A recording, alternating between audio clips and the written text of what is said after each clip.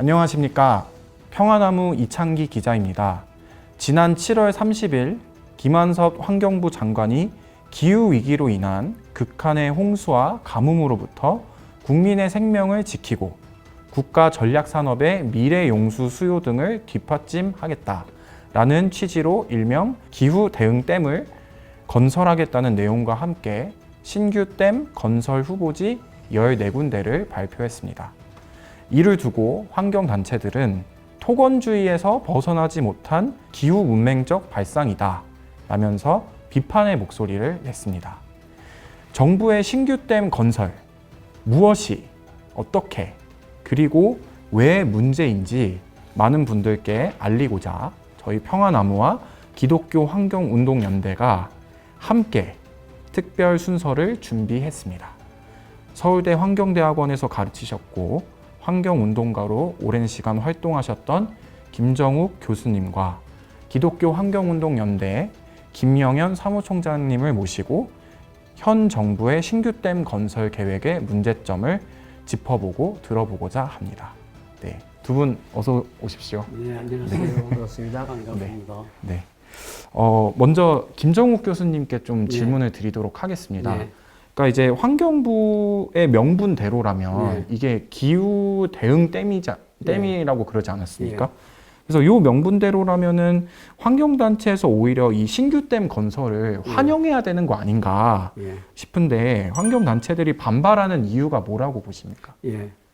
우선에 지금 김한섭 장관님은요, 그동안에 환경 분야에 뭐 일한 적도 없고 공부한 것도 없고 또 주위에 풍어를 뭐 들을 만한 분위기도 아니었던 것 같더라고요. 그런데 이제 오셔가지고 이 댐을 14개 건설하겠다고 발표하셨는데 이것은 너무 전문가 아니라 할까 싶어서 그런지 뭐 너무 과욕해가지고 이렇게 발표한 게 아닌가 이렇게 싶어요. 사실 이 지금 14개 댐에 이제 장소를 이야기했는데 우리나라는 댐을 엄청 많이 지어놨거든요. 지금 세계에서 댐 밀도로 따지면 1등입니다. 그러면서 이런 지역에도 보면 거의 다 그 전에 댐을 지을 수 있는가 없는가 다 검토한 거로 알고 있거든요. 그래서 다 부적격 납한 거에 난 곳입니다. 그런데 이거를 아주 명분은 좋지만은 실제로 그거를 얻을 수 있는가 하는 거는 우리가 굉장히 의문스럽고요. 그리고 댐을 건설하면 그렇게 말같이 쉬운 것이 아니고 그게 피해가 또 많이 따릅니다. 거기에 따라서 특히 수몰지역 있죠. 거기 주민들에게 큰 피해도 가고요. 그리고 댐을 잘못 만들면 오히려 수해가 더 많이 납니다. 그리고 우리나라에 지금 댐 지으려 그러면 사실은 댐이 물이 새면 안 되잖아요. 그러니까 밑에 모래바닥이 돼서는 안 되고 밑에 안반이 있어야 되고요. 그리고 댐 구조물이 튼튼하려 그러면 옆에 안벽이 있어야 됩니다. 그런데 지금 그런 자리는 우리 댐이 전부 다 들었었습니다. 우리나라에.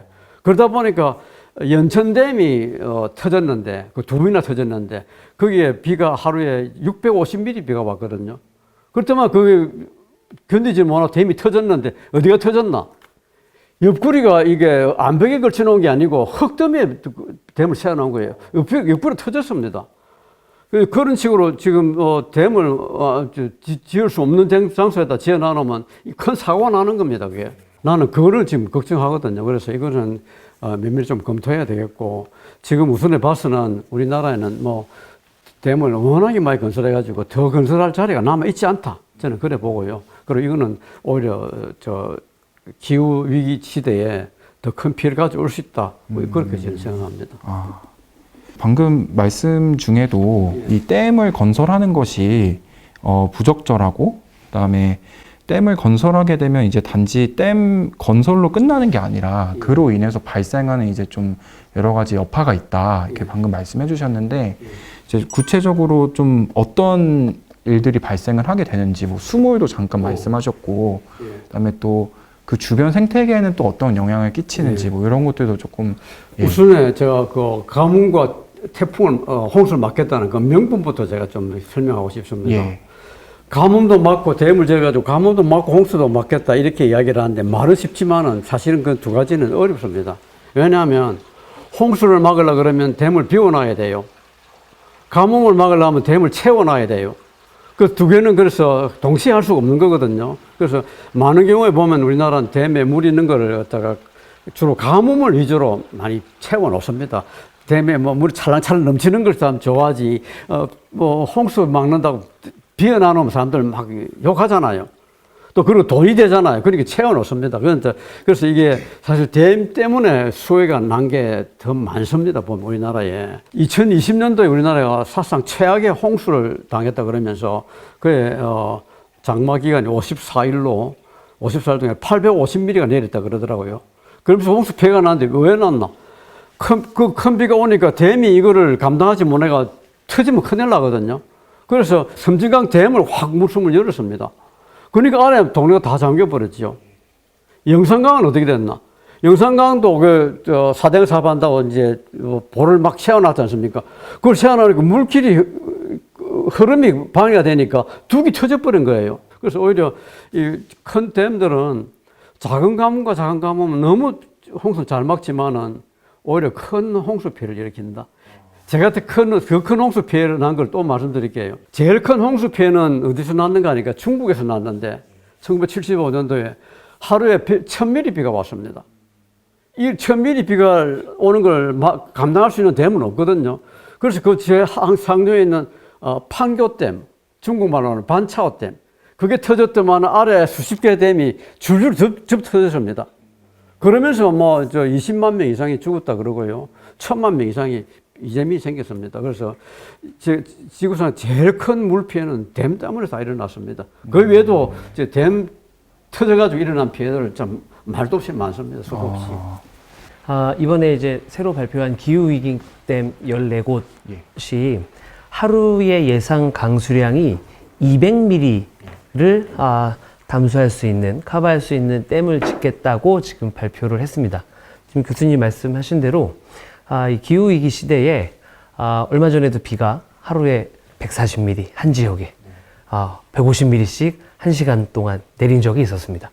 그렇다면 1시간 동안? 예, 1시간 동안. 그렇다면 과연 이 200mm를 담수할 수 있는 댐을 만약에 지었다고 가정을 했을 때 앞으로 어떻게 기후가 바뀌어서 비가 얼마 이상의 강수량이 내릴지 모르는 상황에 200mm 이상, 250, 300mm에 만약에 비가 온다고 하면 지금 교수님 말씀처럼 댐은 오히려 기후위기에 대응하는 게 아니라 기후위기에 재앙이 될 수 있다. 라는 지금 말씀을 해주신 것 같고요. 수몰 지역 같은 경우는 지금 이번에 발표된 댐 중에 가장 큰 댐이 양구에 지어지는 댐입니다. 근데 이제 양구에 지어지는 댐에 수몰되는 지역이 10만 제곱미터의 지역이 수몰되고, 그래서 지금 현재 그 양구에 있는 양구 지자체와 그 주민들도 그 전에 지었던 소양강 댐으로 자기들은 이미 피해를 많이 봤는데 이제 또 양구에 새로운 댐이 지어진다고 하면 자기들의 삶의 터전이 다 수몰되는 상황이 생길 수밖에 없다. 그래서 지금 양구와 단양 같은 곳에서는 기후위기 대응댐 발표 후에 지금 지자체 차원에서 우리는 대응댐을 철회해다오라고 지금 요구하고 있는 상황입니다. 인명 피해를 중심으로 말씀을 해주셨는데요. 자연 생태계에는 그럼 또 어떤 영향을 끼치는지 또 좀 말씀해 주시면 좋을 것 같아요. 저는 수몰 지역이 생기지 않습니까? 수몰 지역에 이제 일단은 뭐 거기에 우리가 논밭이라든지 이게 다 나가야 되고 또 사람들도 또 비켜내야 되니까 거기에 대한 피해가 크고요. 그리고 이제 댐에 물을 막아 놓으면 우리 고유물이 썩는다는 말이 있듯이 물 수질이 자꾸 나빠집니다. 녹조 문제를 이야기하지 않을 수가 없습니다. 영주 댐을 지은 그 영주 지역만 하더라도 그 모래강이 흐르기 때문에 사실 물이 1급수였습니다. 그 내성천이라 해가지고 걸어보면 굉장히 아름답고 좋은 강이었거든요. 1급수였어요. 그런데 영주 댐 딱 짓고 난 뒤에 녹조가 엄청 끼어버렸습니다. 모래가 사실은 수질 정화인데 엄청 큰 역할을 하는데 모래를 다 없애버리고 그냥 거기다가 막아 놔놓으니까 이게 지금 녹조가 엄청 끼어버린 겁니다. 그러면서 거기에 이제 옛날에는 애들이 내성천 강에도 들어가고 놀았는데, 이제는 영점 찍고 난 뒤에 그 아래 강에 들어가면 몸에 막 부글부글 이렇게 두드러기가 나고요. 그래요. 그게 왜 그런데, 그 녹조 때문에 그렇습니다. 녹조가, 사실 그 가장 유명한 독이 마이크로시스틴이라는 건데, 마이크로시스틴은 우리가 알고 있는 독성 중에서 다이옥신 다음으로 강력한 독입니다. 뭐, 비소, 뭐, 수은, 이런 거 몇천 배 더 독이 강합니다. 특히 이게 이제 간을 파괴하기 때문에 그걸 간독성이라 그러거든요. 그래서 그거를 녹초가 많이 낀 물을 먹고 짐승들은 떼죽음 많이 합니다. 보면 아프리카에서는 뭐 코끼리도 그 물 마시고 다 죽었는데요. 떼죽음 했는데요. 사람도 죽었습니다. 그런 걸 몸에 들어가 가지고 그런 게 지금 녹초 만연해 가지고 이게 그 물 가지고 농사도 짓지요. 농사 짓고 나면 농작물로도 다 나오지요. 이게 녹초가 위에 낀 게 뭐 보면 저 바람 불 또 하늘 날아가잖아요. 공기중도 다 에어로졸로 다 나와가 있어요. 그래서 이게 지금 국민 건강에도 엄청 안 좋은데 그런데도 불구하고 이거를 자꾸 정부에서 막 아니라 그러면서 이 하는 것은 정말 이거는 자기들끼리 편이죠 그냥. 그리고 정말 이 대미에 대해서 한 번도 생각해 본 적도 없이 환경에 대해서는 생각해 본 적도 없는 분이 이제 환경부 수장으로 앉아가지고 제가 자기도 막 하나 내가 뭐 업적을 내겨야 되겠다 하는 이런 욕심이 너무 과하지 않았나 하는 생각도 듭니다. 댐에 대한 피해를 말씀해 주셨는데 그래서 국제사회에서는 이 댐 건설에 대해서 좀 어떤 시각을 갖고 있는지 그 전에 댐을 다 많이들 지었습니다, 보면. 근데 댐 짓고 난데 이제 여러 가지 피해가 많이 나타나거든요. 이게 물고기들이 오리가 내리지를 못하고 특히 뭐 연어 잡아가지고 이제 생계를 유지한 사람들은 물거리가 다 끊어진 거예요. 그리고 또 수질 오염. 그리고 많은 수물 지역의 인근 사람들이 많은 피해를 보고 있습니다. 그래서 지금은 미국이나 EU에서는 댐을 거의 짓지 못하게 지금 되어 있습니다. 거의 짓지 못하게. 미국에는 깨끗한 물법, 클린 워터 액트 만들어가지고 거기에 404조일 겁니다. 보면 이제 강에다가는 다시는 골재 채취, 그 다음에 댐 건설, 그 다음에 뭐 도로 건설 이런 건 할 수 없다 이렇게 해놨는데 할 수 있는 지적 조건은 뭔가 뭐 고만한 거를 다른 데다가 대체를 해놓지 않은 한 지을 수 없다 이렇게 되어 있습니다. 그래서 근본적으로 지을 수가 없습니다. 미국에서는 댐을 새로는. 그래서 지금까지 1200개 넘는 댐이 이미 허물어졌고요. EU에서도 마찬가지입니다. EU에서도 물관리 기본 지침이라는 걸 만들어 가지고 그 지침에도 보면 이 법이 발효한 이후에 15년 이내에 그리고 새로 가입한 나라들은 가입한 날짜부터 이제 15년 되겠죠. 15년 이내에 모든 강을 자연 상태 가깝도록 강을 이제 자연 상태 가까운 이제 그 등급을 매겨놨어요. 등급 매겨놔 그 자연 상태 아주 자연 상태는 아니지만 고다음 등급에 가깝도록 복원해야 된다. 이렇게 만들어놨거든요. 그래서 거기서도 더 이상 댐은 짓지는 못하고 있습니다. 근본적으로 짓지는 못합니다. 만약 지으려고 그러면 그만한 딴 댐을 헐어놓거나 그러지 않으면 지을 수가 없습니다. 지금. 알겠습니다. 이렇게 국제사회에서도 어쨌든 이 댐 건설에 대해서 그동안에 발생했던 피해로 인해서 댐을 이렇게 좀 허무는 추세인 것 같은데 이제 그럼에도 불구하고 왜 우리 정부는 댐 건설을 또 추가로 하려고 하는 것인지에 대해서 좀 여쭤보고 싶습니다. 결국 허울 좋은 이제 명분을 내세워서 토건 토목 세력의 이익을 보장해 주려는 것 아니고서는 이 기후위기 시대에 전국에 14개의 댐을 더 짓겠다라고 하는 건 아무리 생각해봐도 상식적으로 이해가 되지 않는 사업입니다. 4대강 사업이 다시 재현된다라고 말씀드리면 조금 이해가 쉬울까요? 네. MB정부에서 추진했던 4대강 사업은 그때도 이제 4대강 살리기, 4대강 지키기, 죽은 강을 다시 살린다. 이런 명분으로 일단 시작됐었는데 사실 이제까지 강은 한 번도 죽은 적이 없었고, 네.